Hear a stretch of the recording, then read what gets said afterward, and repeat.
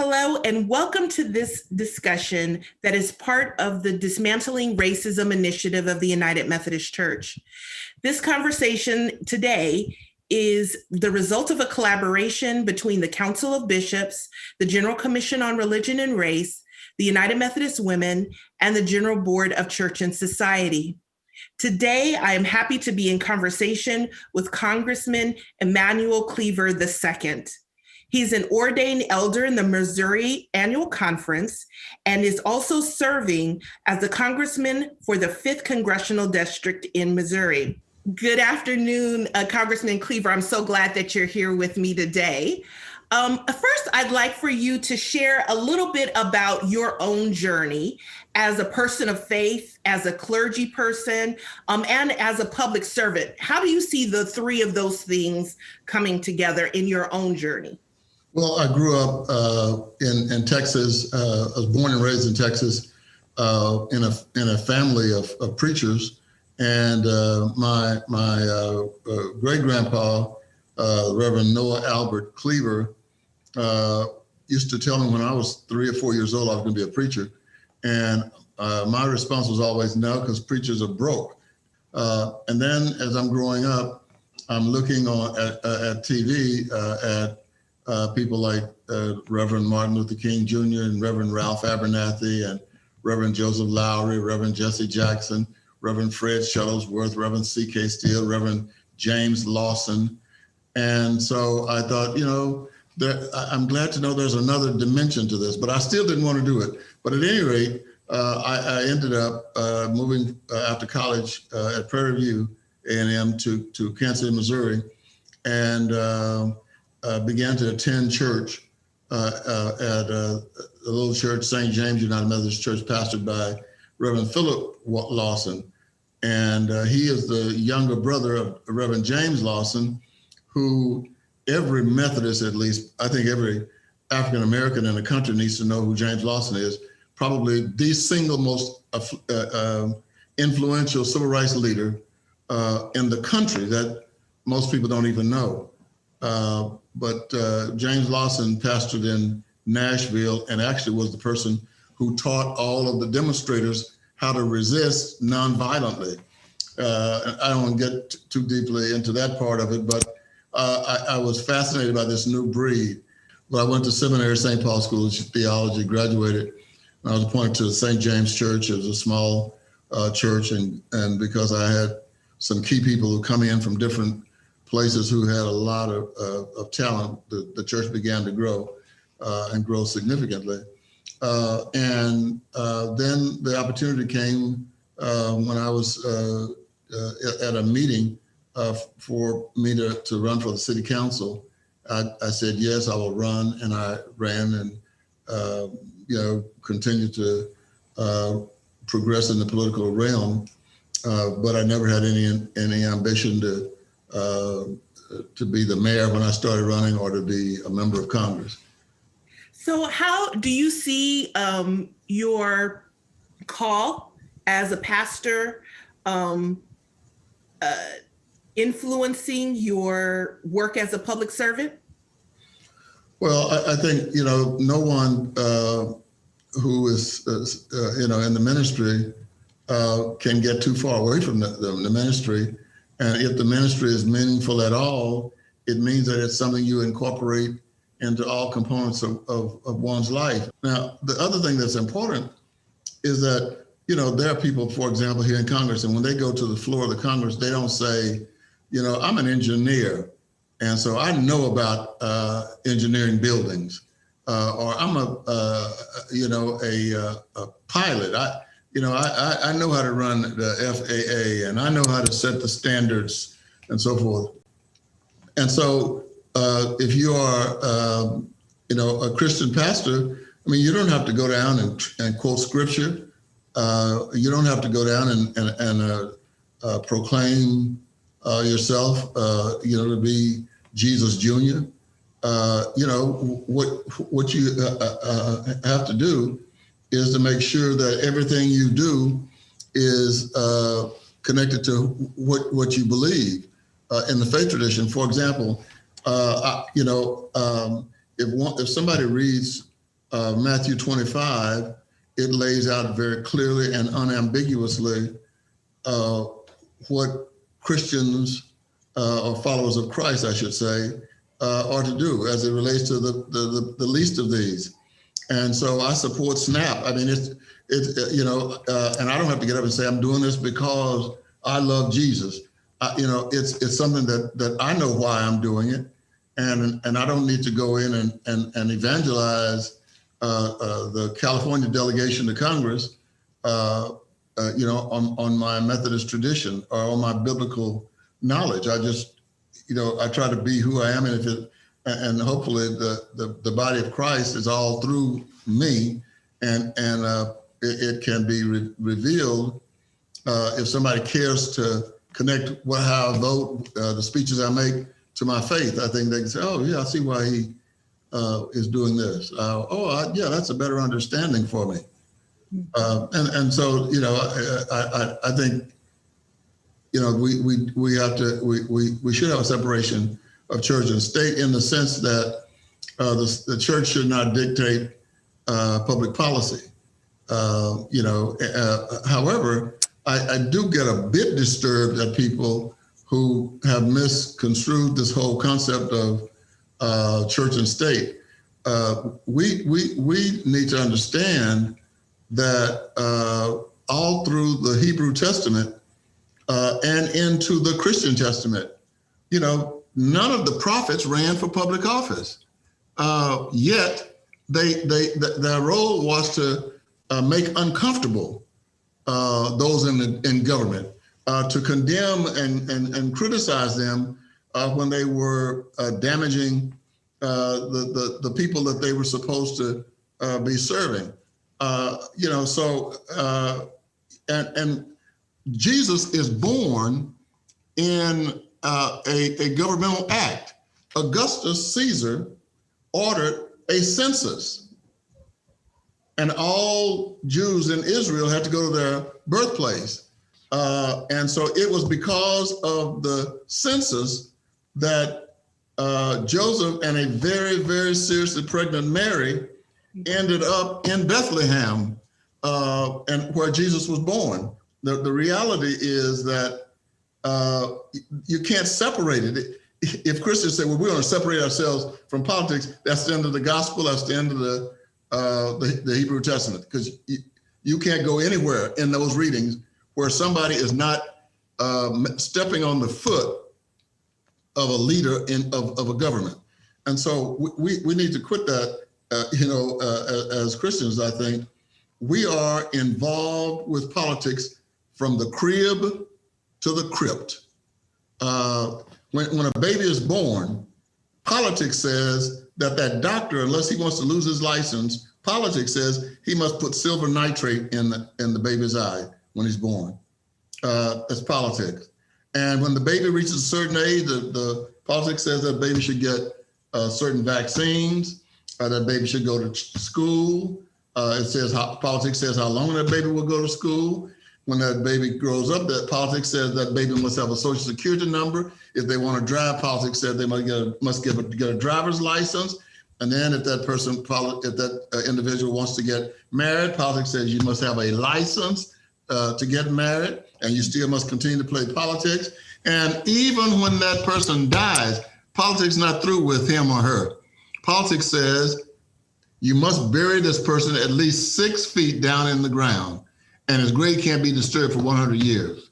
So I get somewhat disturbed, and I'm trying to be cool on this, but it does bother me when people start trying to say that, the church and politics should not mix. It's true, you shouldn't mix.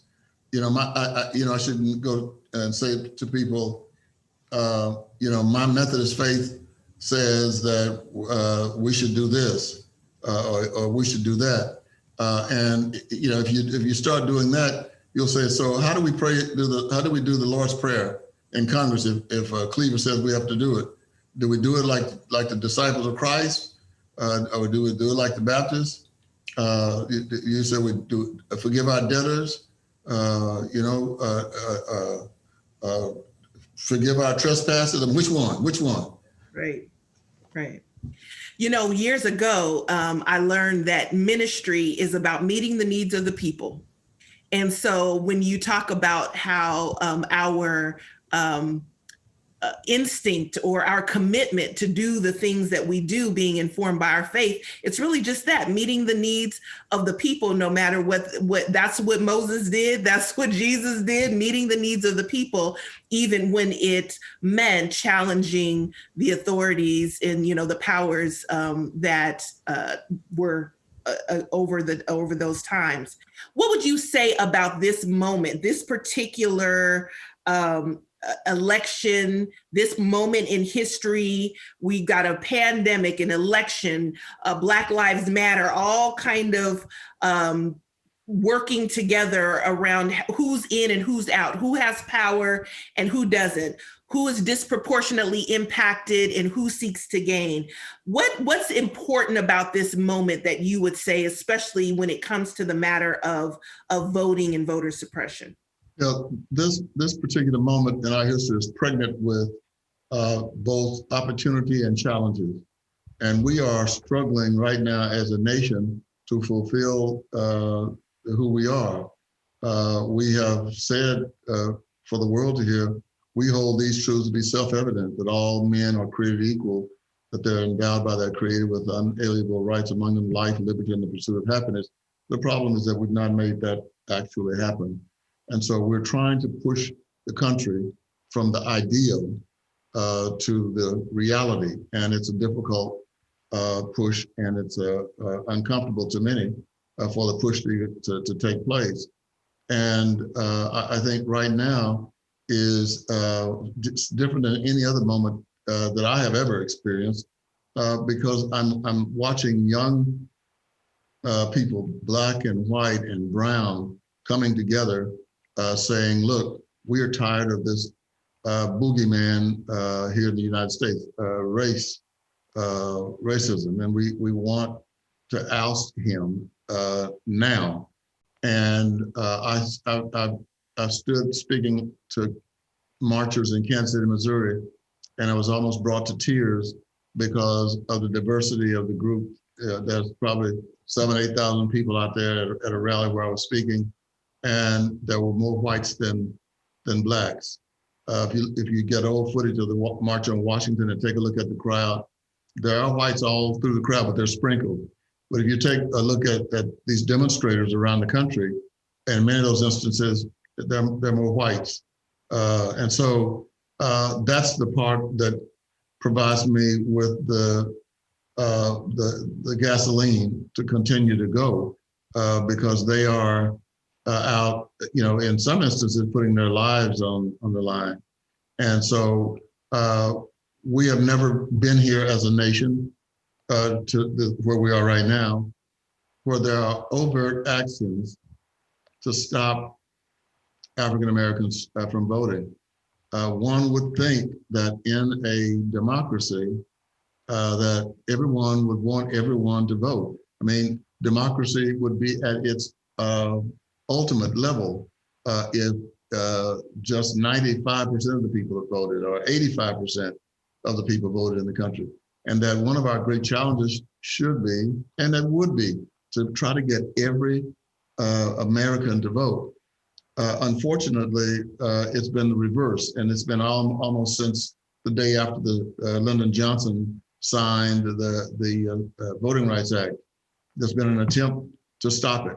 And in all the years that I've been in office, there's been an attempt to stop the impact of the 1965 Voting Rights Act.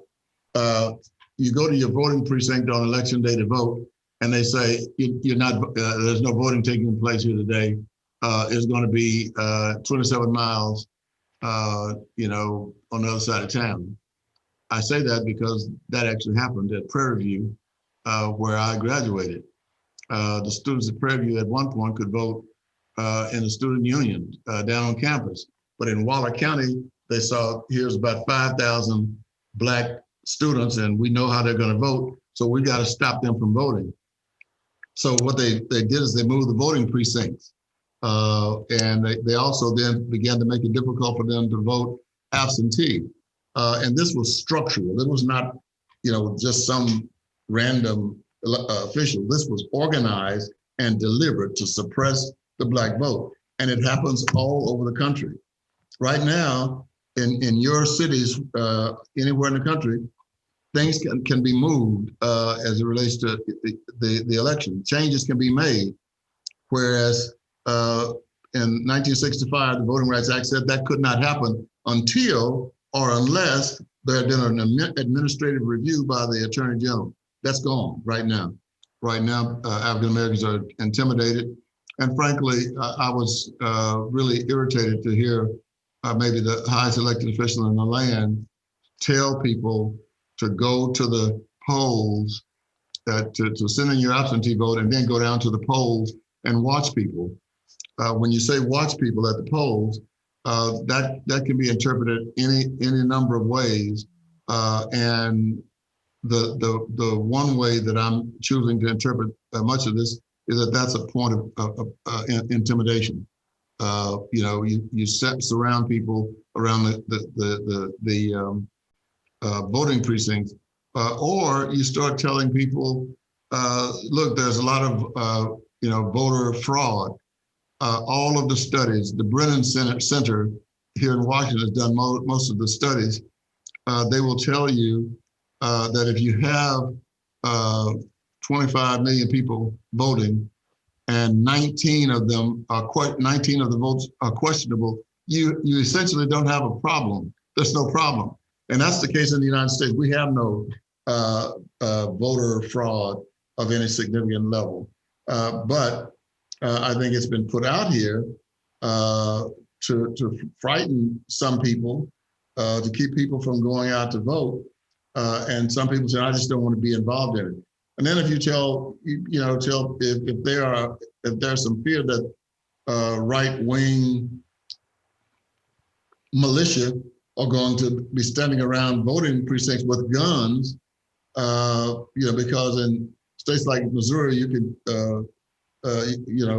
carry your gun around, and it's legal. People like me without a gun, I walk into a voting precinct and I am vulnerable. So this is a very delicate moment for African Americans. And when they start passing voter ID laws, that hurts us. Let me tell you why. They're saying you got to have some kind of government ID. So if you're not a driver, if you don't drive a car and have a government issued driver's license, in Texas and in a lot of other places, they will sell you a state identification for $27 or whatever it is. Well, the moment you pay that $27 to get some ID, you just paid a poll tax.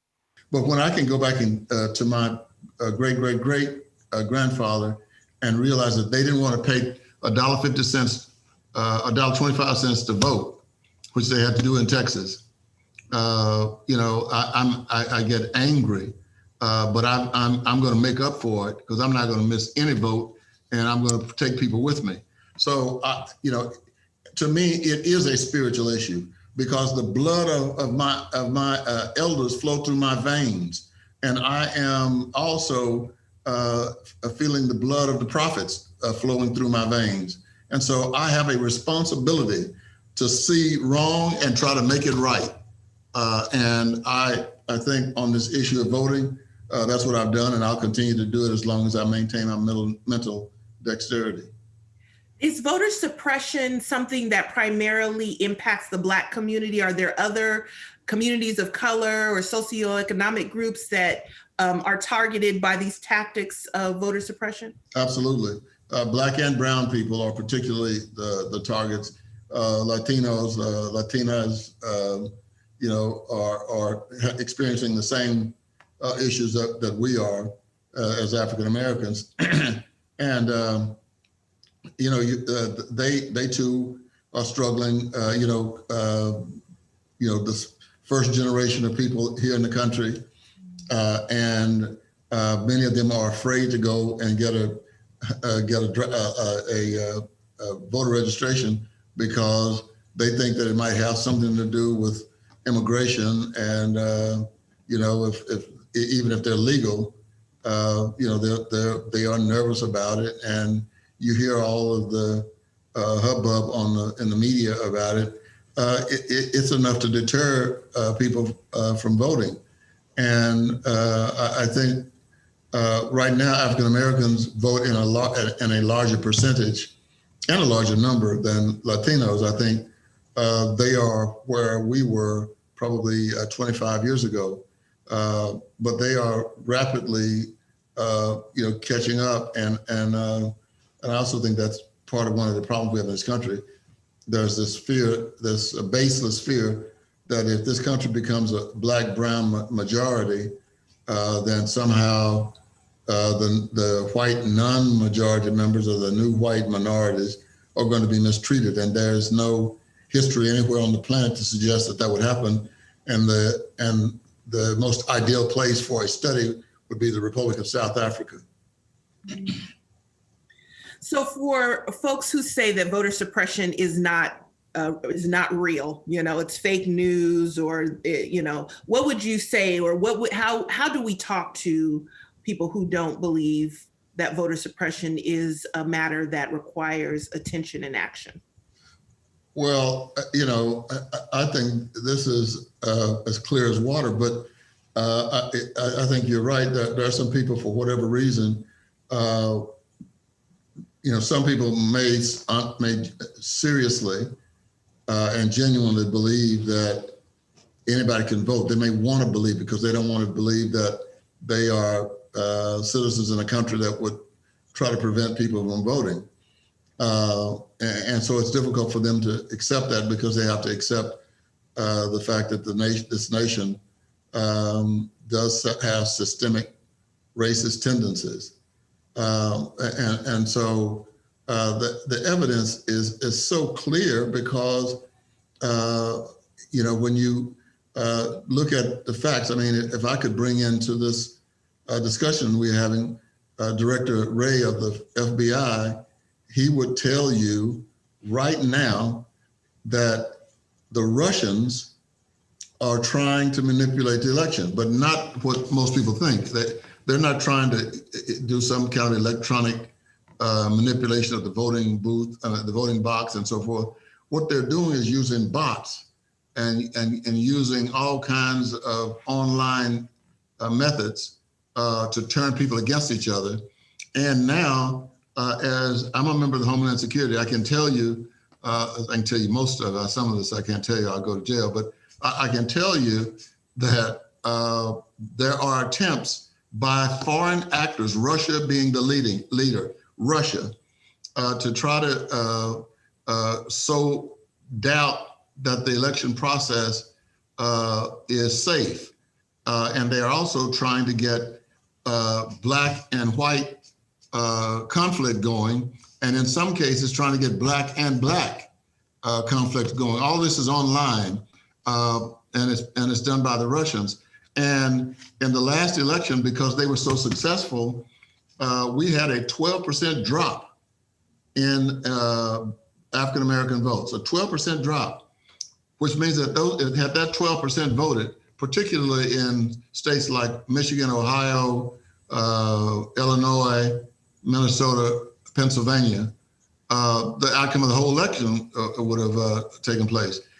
So it worked. They were getting people all confused and angry at certain folk. And it's not just inside our country. What our enemies are trying to exploit the racial division and the racial mistrust in our country during election seasons. So armed with this awareness, you've shared with us the history around voter suppression. You've talked about the urgency of the situation as it is impacting this election. We've got weeks leading into the election. What would you suggest to us to do as Christians, as United Methodists, as people who are a part of this country? What are the things that you would suggest to us to do? My suggestion is the same suggestion that Jim Clyburn is giving to voters in South Carolina. And he's saying, go vote now. As soon as it's legal for people to vote, because of all of the things surrounding this election, we're saying go vote now. In person, somebody can drive you down, or you go drive yourself down to the Board of Election Commissioners and vote. If your state sent you out a voter participation package, you can fill it out and mail it back, or you can go down and deliver it, hand deliver it at the Board of Election Commissioners. This is an unusual time, so it's going to take unusual tactics on the part of the American people, and certainly the people of God ought to want to make sure that this the world's greatest democracy is protected. We have here the freedom of religion that is not offered in some places around the globe, and so it is protected here. We can be Methodist in the United States. We can be Baptist or Presbyterian, Episcopalian, or at home, watching football. We also have a God that grants us free will to make decisions. And one of the decisions I think we ought to make is that we're going to participate fully in society, trying to make society something that would be in harmony with God's will. Congressman, thank you so much for spending some time with me today to talk about this important issue. I think you've raised a lot for us to think about, and we'll be sharing this conversation all over the connection, with the hope that United Methodist will take up the call to create the society and to be meaningful participants in a society that is in alignment with the will of God. So thank you so much for your time. I'm glad to do it. I wish I'd been able to talk more. Just enough. It was perfect. Thank you. Good to be with you.